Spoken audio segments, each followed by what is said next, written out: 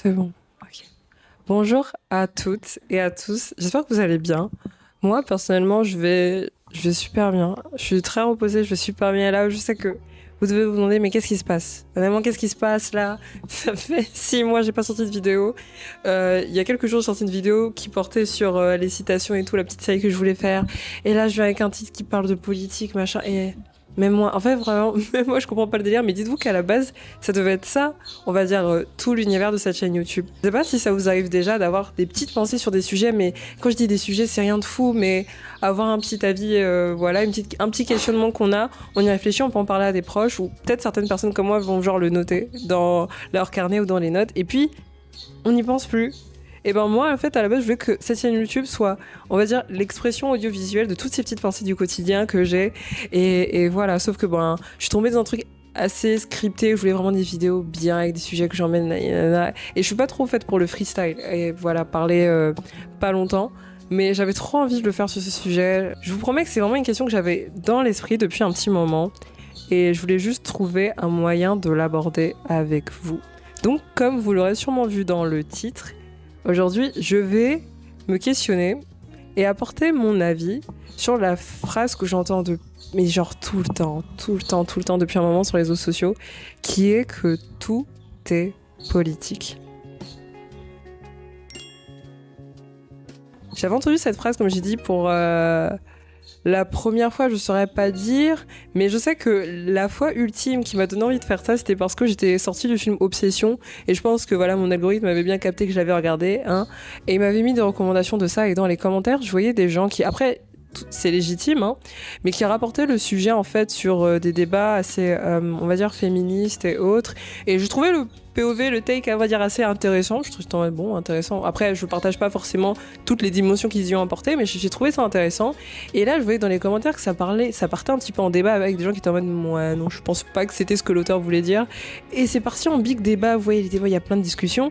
Et là, il y a une personne qui a rebalancé cette phrase, tout est politique. Et elle m'a refait penser une interview que j'avais vue qui en parlait.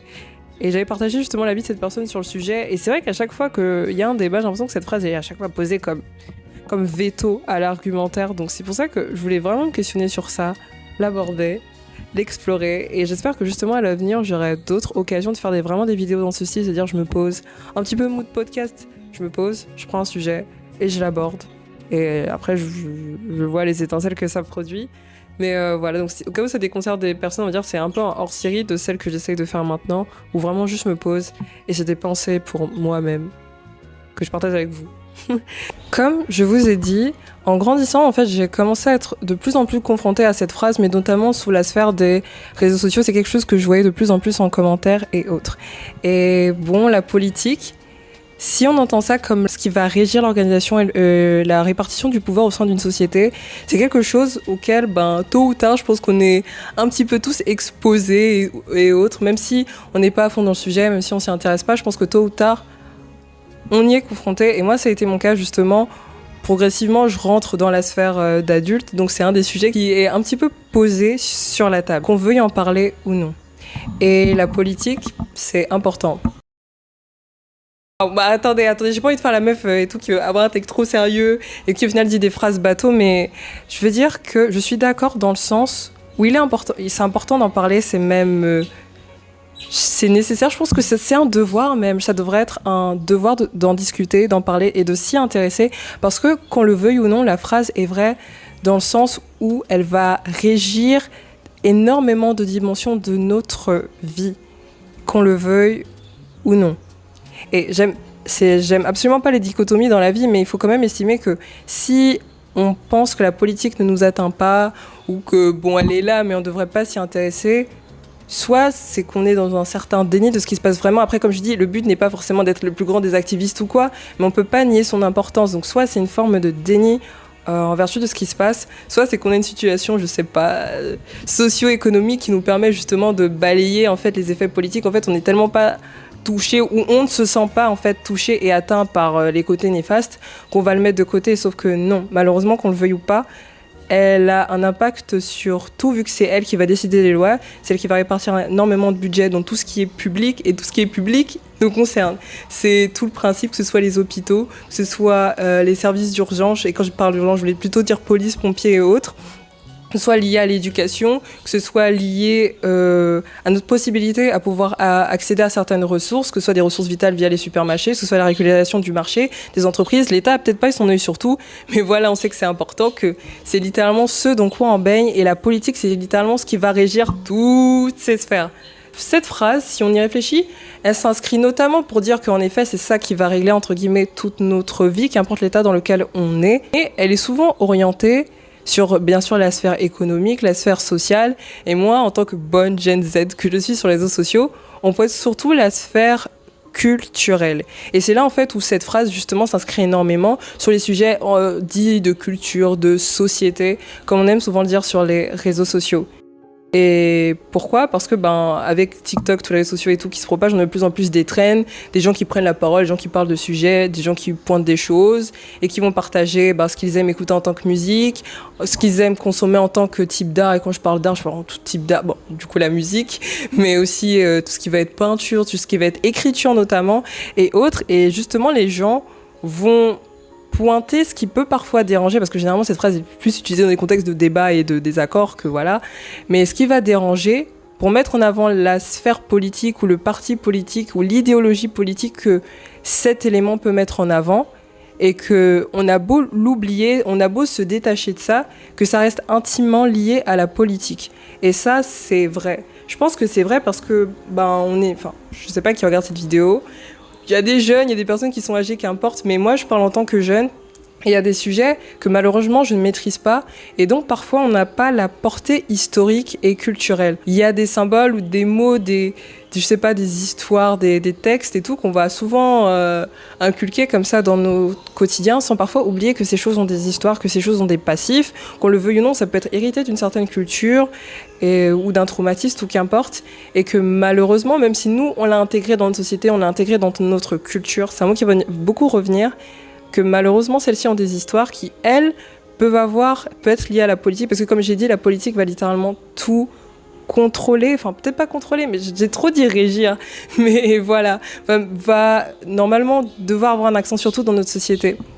Je vais prendre un exemple tout bête, on dit souvent que la mode est politique, et jusqu'à un certain niveau, jusqu'à un certain contraste, ça peut être vrai. Notamment, j'ai comme exemple, il y a 2 ans, j'ai dû faire un exposé sur le hip-hop et le rap. Aléatoire, totalement aléatoire. Mais je savais que la mode était politique. Vous voyez, c'est une idée qu'on dit souvent, mais je m'étais jamais trop renseignée là-dessus. Et par exemple, j'ai appris que même le style oversize et tout avait des origines pas en tant que telle politique, mais qui descendent d'idéologie et de traitement politique en défaveur d'une certaine catégorie. En effet, on pouvait retrouver dans certains quartiers défavorisés et tout aux États-Unis, il y a, du coup, dans les années 80, 90 et même avant, beaucoup de jeunes qui n'avaient pas forcément les moyens de s'acheter des vêtements à leur taille et de s'habiller comme ils le voulaient, selon leurs critères. Ils n'avaient pas, on va dire, ce privilège et étaient souvent obligés de récupérer les vêtements de leurs grands frères, leurs grandes sœurs, ou juste ce qu'ils avaient sous le tas, ce qui était des vêtements beaucoup trop grands ou gros pour eux. Cet héritage est allé justement dans la culture hip-hop, vu que c'est une culture qui est descendue des Afro-Américains et justement de toutes ces populations, qui après, elle s'inscrit dans le rap, qui après, elle s'inscrit dans la mode, et qui, voilà. Donc, ce qui fait que même il y a des sujets qui sont random, comme ça, on va prendre le style oversize, et par une ignorance qu'on a, il n'y a rien de grave à ignorer, mais si on se renseigne un petit peu, on se rend compte qu'elle a des origines culturelles, qu'elle a des origines descendante d'une certaine politique, parce que justement celle-ci était en défaveur des Noirs, celle-ci était en défaveur des personnes de couleur, des minorités, et ça avait une conséquence sur leur manière de s'habiller. Et justement, ce qu'on peut retrouver dans plein de types d'art, et je pense que l'art, depuis des millénaires, a toujours eu tendance à se politiser, c'est-à-dire souvent à prendre parti par rapport à des souffrances que pouvaient vivre certaines parties de la population, que ce soit en fonction de leur sexe, de leur couleur de peau, de leur âge, de leur origine, de leur fonction sociale, et à le revendiquer. Encore une fois, c'est passé par l'écriture, avec des poètes, des écrivains, tout ce que vous voulez, militants, que ça aille au slam, jusqu'à la musique, jusqu'à des compositeurs, jusqu'à des activistes, jusqu'à des personnes dans le milieu de la mode, jusqu'à des stylistes, jusqu'à des vidéastes, qui parfois, par leur art, vont souvent revendiquer des choses qui, elles, sont des conséquences d'un certain régime politique plutôt qu'un autre. Et ce qui fait que plein de sujets de société, si on les décortique un petit peu, si on plonge un petit peu, c'est souvent une conséquence du mot que l'État a dit ou à prononcer. Et que même si on ne sent pas l'impact, même si on ne se sent souvent pas concerné, je pense que c'est souvent ça qui va créer beaucoup de travers, c'est que beaucoup de gens ne se sentent pas concernés, donc vont avoir une idée reçue qui ressort un petit peu des réseaux sociaux, sont vraiment clairement s'informer, et ça va faire des tensions, et ça va faire des problèmes. Tout est politique, c'est vraiment une manière de dire que même si ça te paraît anodin, il y a une dimension politique à ça. Et même si cette phrase est souvent utilisée pour des débats, elle peut avoir un aspect solutionnaire, dans le sens où... si on prend par exemple les mouvements de boycott, qu'on entend parfois, ouais, la cancel culture, bon, elle a ses extrêmes, elle a ses dérives, mais elle peut être importante. Parce que, bon, c'est pas 10 personnes qui laissent tomber une marque ou qui arrêtent de consommer telle qui vont créer la faillite dans une entreprise, bien sûr. Mais malheureusement, il y a des compagnies qui peuvent sponsoriser, qui peuvent promouvoir, qui peuvent aider, qui peuvent parrainer certains mouvements. Et entre guillemets, faire barrière à cette marque et ne pas l'acheter, ne pas la consommer, c'est déjà mettre le doigt sur un phénomène qui, lui, investit sur un autre, donc contribue au fait qu'il se pérennise dans le temps. Dire non à une marque ou non, on va dire une marque, voilà, c'est déjà ne pas... entre guillemets, financer de façon indirecte ces personnes-là. Après, j'ai pas souvent vraiment eu des cas de boycott, en tout cas à mon échelle, à mon âge, qui ont vraiment provoqué la fermeture d'entreprise, mais vous voyez ce que je veux dire. Si vous avez un pote qui, je sais pas, maltraite des hamsters, désolé, j'ai pas d'exemple, qui maltraite des hamsters, vous pouvez arrêter de le fréquenter. Est-ce que ça veut dire qu'il va forcément arrêter de le faire ?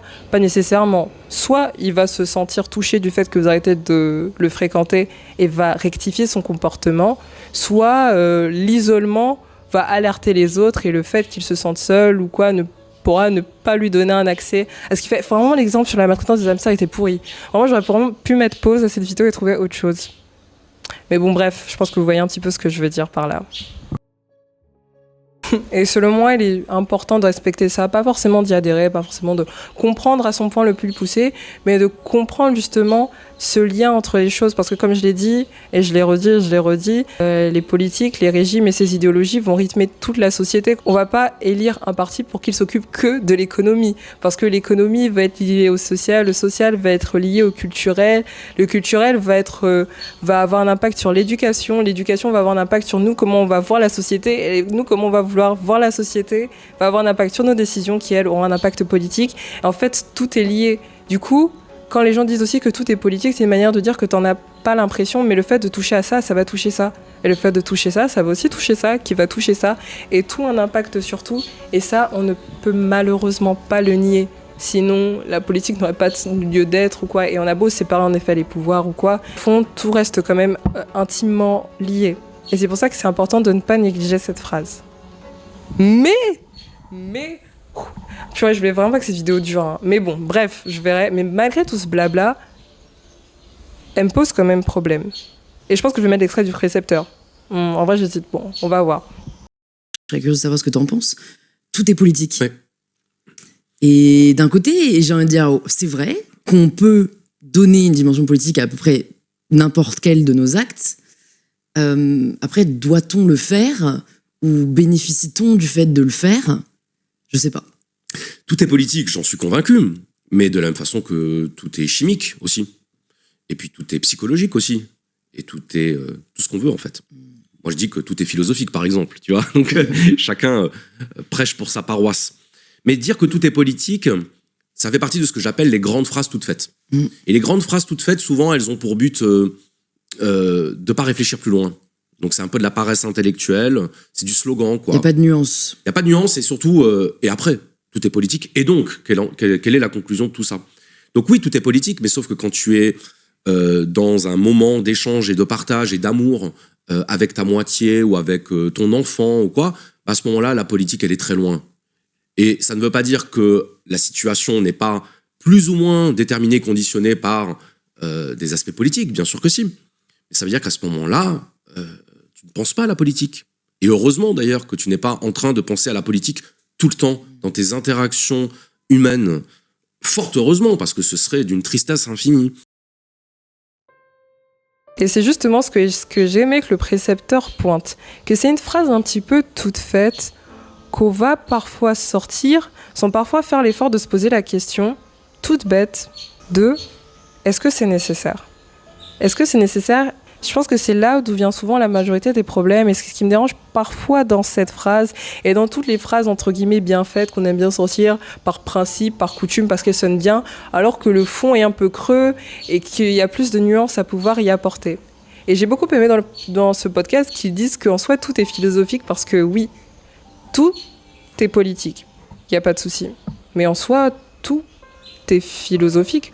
On peut extraire de tout de la philosophie, tout est poétique. On l'a bien vu avec les poètes maudits qui pouvaient te faire un poème, je sais pas, sur des cajous, sur des cailloux, sur des araignées, que tu peux extraire une dimension politique à tout, comme tout est mathématique. On n'imagine pas le nombre de choses qui sont régies par des lois mathématiques et régies par des lois physiques. On peut trouver une dimension même chimique à tout. On peut trouver toute dimension de ce qu'on veut à tout à partir du moment où ces choses sont assez générales pour englober plein de concepts, notamment en politique, mais justement notamment en poésie, en littérature, en tout ce que vous voulez. Vous pouvez lui apporter une dimension comme ça. Et pourquoi ces exemples ? C'est pour dire que même si ces choses peuvent être définies par plusieurs concepts et qui sont assez généraux, ça ne veut pas dire qu'on a à chaque fois besoin d'apporter ces dimensions-là quand ça n'a pas lieu d'être. Tout est philosophique, ok, mais est-ce qu'à chaque fois que j'ai une discussion avec un pote, avec un membre de ma famille, avec ma sœur, j'ai à chaque fois besoin d'apporter la dimension philosophique au sujet que j'aborde ? Non, pas nécessairement. Parce que souvent ce n'est pas utile, parce que souvent ça ne va pas aider à faire en sorte que la discussion devienne plus pertinente, parce que même si la chose décèle une réalité qui se trouve dans la philosophie, c'est ok et c'est bien, mais ça ne veut pas dire que ça me donne un ticket d'or, un accès, un droit suprême de le pointer à chaque fois, à chaque reprise, même quand cela n'est pas nécessaire. Et je sais ce qu'on pourrait me pointer, me reprocher, qui est que, Gladys, honnêtement, c'est très beau tout ça, mais la poésie, la philosophie, les mathématiques, mais parler de mathématiques ou parler de philosophique, ça a son importance à son niveau, mais on ne peut absolument pas comparer ça à de la politique, surtout quand tu as passé 10 minutes à nous dire à quel point la politique régit tout ce qu'il y a dans la société. Voilà, donc tu peux pas vraiment dire ça, et je suis tout à fait d'accord. Je suis tout à fait d'accord, d'autant plus que le début de mon argumentaire, c'était vraiment littéralement vous dire à quel point c'est important, à quel point il faut s'y intéresser, à quel point, je pense en plus, devenant adulte, il faut y avoir de l'intérêt, pas être activiste. Moi, je suis loin d'être la plus grande des activistes ou quoi que ce soit, mais au moins s'y intéresser et adhérer, parce que malheureusement, c'est ça qui va avoir un impact sur notre vie, la vie de nos proches, la vie des gens qu'on aime, à moins qu'on soit solitaire. Donc il faut forcément s'y intéresser. Cependant, moi, je ne pointe pas la nécessité d'en avoir conscience et de parfois en parler. Je parle juste, en fait, le fait de le soulever à n'importe quel moment, avec n'importe quel prétexte. Enfin, le prétexte étant que tout est politique. Et c'est justement là que ça me dérange un petit peu. Bon, ce serait me planter un couteau dans le pied que de vouloir rétorquer une phrase bien faite, une autre phrase bien faite, mais j'ai juste envie de vous mettre l'image de la fameuse phrase qui est qu'on ne parle pas politique à table. Bon, bien évidemment, vous parlez de ce que vous voulez à table. Comme j'ai dit, voilà, c'est des phrases toutes faites, machin et tout, on peut un peu éviter. Cependant, je trouve l'image assez intéressante parce qu'elle pointe l'idée que la table, qu'est-ce qu'elle représente ? Le fait d'avoir un moment à table, ça représente souvent le partage. Le fait de vivre ensemble, le fait de partager un moment en famille, d'être bien, de sourire, de se raconter la journée, c'est un moment de soufflement. On dit souvent qu'il faut éviter la politique parce que oui, on sait que c'est les sujets qui fâchent, c'est les sujets qui énervent, c'est les sujets qui mettent de la discorde, mais pourquoi ? Parce que c'est souvent des sujets qui vont mettre en avant une certaine passion. Une passion parce qu'il y a des convictions, il y a des avis, ça mène à des débats stériles, à des discussions parfois fatigantes, et on sait qu'on peut parfois pas éviter ça, même si je vais en revenir un petit peu plus tard.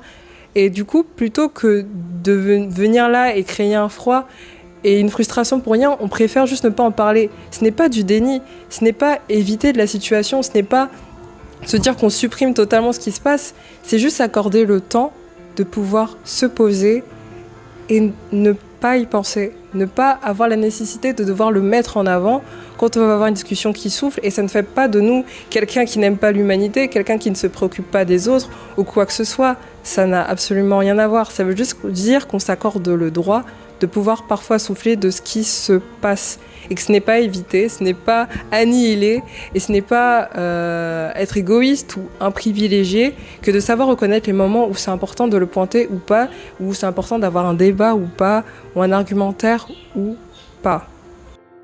Et je sais que c'est pas souvent évident parce que, comme je l'ai dit, c'est souvent des sujets de passion, de conviction et de valeur, et on part d'emblée du principe que si les gens ne veulent pas en parler, c'est qu'ils sont pas intéressés, c'est qu'ils ne sont pas d'accord, c'est qu'ils ne sont pas de notre avis, donc ils pensent mal, alors que non.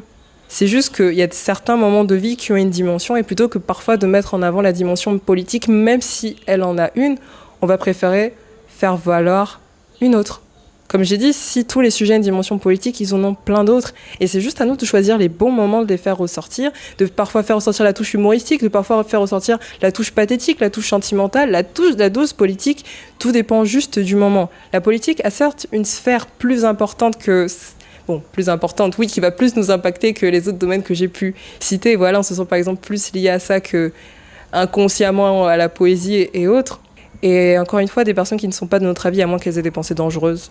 Vraiment des pensées littéralement dangereuses, voilà, parce qu'il y a des trucs qu'on pense, des idéologies, mais c'est des crimes. Enfin, devant la loi, c'est des crimes, donc je ne parle pas de pensées littéralement dangereuses. Je parle juste d'opinions un petit peu divergentes, de pensées un peu plus nuancées que nous. Nous, on est passé plus nuancés que l'autre sur certains sujets. Si on sait qu'on peut l'éviter, faisons-le. On n'ignore pas, on ne met pas sous le tapis. On se permet juste de respirer, on se permet un break. On ne dira jamais qu'un week-end, c'est un affront au travail. Et je dirais que ne pas parler politique, ce n'est pas un affront à l'humanité et à ce qui se passe et à la société. C'est juste accorder le droit de pouvoir parler d'autre chose.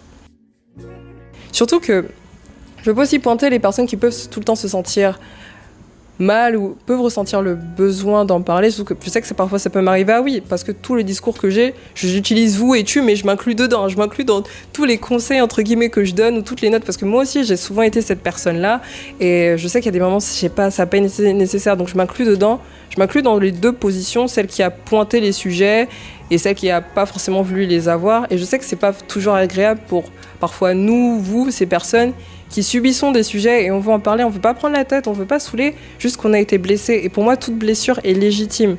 Mais, et on oublie souvent que l'art et la manière d'exprimer son mal-être est aussi important. Parce qu'on veut souvent que les gens changent d'avis et qu'ils aillent dans notre camp. Mais si on se met souvent dans une posture de débat où on se met en haut, où on a un argumentaire assez arbitraire, où on laisse pas l'autre parler, on veut pas être nuancé, on est catégorique, on veut pas que l'autre parle, bah, tu m'étonnes que l'autre voudra pas changer d'avis. En tout cas, moi, personnellement, j'ai jamais voulu changer d'avis ou aller dans le sens de quelqu'un alors que la personne me fait me sentir comme débile. La personne ne fait pas valoir ce que je lui dis, la personne m'écoute pas ou elle fait genre qu'elle m'écoute, mais bon, elle est juste là à attendre que je finisse de parler pour rebondir.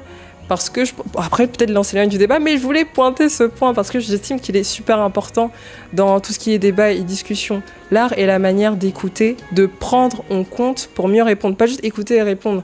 Et c'est ça. Que souvent, vu que les gens se lient de notre bord, que les gens aillent dans notre sens, en parfois ne faisant pas preuve d'intelligence émotionnelle, et je m'inclus énormément dedans. On va pas parler de sujets sensibles vis-à-vis du racisme avec une personne noire, en oubliant tout à fait la dimension qu'elle est noire, qu'elle peut être sensible à certains mots, à certaines situations, on va essayer d'adapter. Le but n'est pas de se priver, le but n'est pas de totalement se censurer, mais encore une fois, de s'adapter. Que c'est aussi l'art et la manière de discuter. De façon générale, c'est ça, c'est vraiment la manière de converser, de faire preuve d'intelligence émotionnelle, de savoir si c'est le bon moment d'ouvrir une discussion, et si c'est pas le bon moment, ça veut pas dire que le sujet n'est pas important, ça veut juste dire qu'il y a des moments et qu'il y a des manières d'aborder les choses. Donc certes, tout est politique, oui, mais est-ce que tout a tout le temps besoin d'être politisé à chaque instant, à chaque moment? Je ne pense pas que ce soit le cas. Après, oui, il y a de nombreux sujets, et on l'oublie, et ça peut nous paraître anodin, qui ont une dimension politique, même les cheveux afro ont une dimension politique, j'ai parlé de la mode, qui a une dimension politique, même le matériel en soi que j'achète pour filmer cette vidéo, et la façon de consommer, ils ont une dimension politique, et il est important de s'en informer pour savoir comment, il faut adapter son comportement et le prendre en compte, mais il faut aussi avoir l'intelligence d'esprit et une certaine sagesse à parfois canaliser les sujets passion, pour faire juste prévaloir un bon moment. Le fait de passer du bon temps et qu'il y aura un autre temps pour aborder certains sujets. Qu'ils ont cette dimension-là, mais qu'elle n'est pas forcément utile à faire valoir tout le temps. Qu'il faut parfois juste péter un coup, on se pose et on rit. Après, je sais que c'est un sujet énormément à nuancer, surtout que j'imagine qu'on n'est pas beaucoup à regarder ces vidéos, et l'autre a pas compris, et je peux comprendre si, peut-être pas l'espace commentaire, on n'est pas beaucoup sur cette chaîne, mais peut-être en privé, il y a des amis qui vont m'écrire, qui vont me dire « Ah, j'ai pensé ça de la vidéo », et je peux comprendre, on a tous eu ce moment où on était, j'ai envie de dire entre guillemets, la victime de cette certaine situation, et que voilà, ça nous touche, ça nous saoule, ça nous tient à cœur, et c'est normal, et je sais à quel point c'est normal. Mais il est aussi important d'avoir conscience de cette pluralité d'opinions, cette pluralité d'esprit et cette sagesse qui est de trouver le bon moment pour certaines choses. Et qu'on soit à table, que ce soit un moment entre potes, que ce soit une soirée jeu, que ce soit une balade, que ce soit un dîner en amoureux. Il y a des moments où il faut faire face aux sujets importants, je suis d'accord, mais il y a des moments où on peut aussi les mettre de côté pour juste passer du bon temps.